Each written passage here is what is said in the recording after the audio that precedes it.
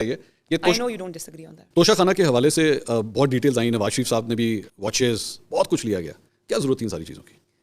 دیکھیے منصور، میں پھر وہی بات کروں گی کہ اگر آپ نے رولز اینڈ ریگولیشنس کے ساتھ کمپلائی کر کے اگر آپ نے کوئی قانونی کام کیا ہے تو اس میں کوئی حرج نہیں. اچھا، اب وہ اس کا ریویو اگر ہونا چاہیے کہ یہ چیز الاؤڈ ہونی چاہیے یا نہیں الاؤڈ ہونی چاہیے، وہ گورنمنٹ اپنے طور پہ ریویو کرے. ٹھیک. لیکن توشہ خانہ سے قانونی طور پہ رقم ادا کر کے تحفہ لینا کوئی غیر قانونی بات نہیں، بات چوری کی. جو بری بات ہے وہ چوری کی، اور صرف چوری کی بات نہیں ہے منصور.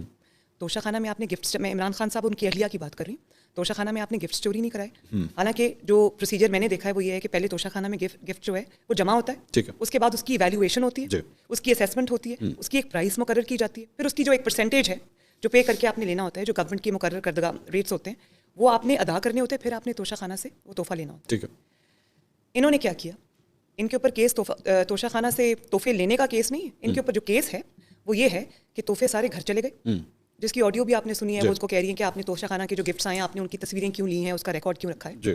وہ ان کے گھر گئے، وہ انہوں نے پہلے دبئی میں بیچ کے جو 1 کروڑ پہ جس کے جمع کرانے تھے اس کو پہلے 20-25 کروڑ میں گھڑی کو بیچا. پھر وہ بیچ کے انلیگلی وہ پیسہ کسی کے پرائیویٹ جیٹ میں یہ لے کے آئے، جس کو منی لانڈرنگ کہتے ہیں. وہ پیسہ کہاں گیا کسی کو نہیں پتا.